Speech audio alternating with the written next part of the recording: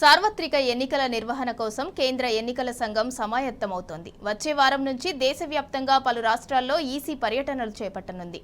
తొలి విడతగా దక్షిణాది రాష్ట్రాల్లో సమావేశాలు నిర్వహించనుంది. కేంద్ర ఎన్నికల ప్రధాన అధికారి రాజీవ్ కుమార్, ఎన్నికల కమిషనర్లు అనూప్ చంద్ర పాండే, అరుణ్ గోయల్తో కూడిన బృందం జనవరి 7 నుంచి రాష్ట్రాల్లో పర్యటించనుంది. తొలుత ఈసీ బృందం జనవరి 7 నుంచి 10వ తేదీ మధ్య తమిళనాడు, ఆంధ్రప్రదేశ్ రాష్ట్రాలకు వెళ్లనుందని అధికారులు వెల్లడించారు.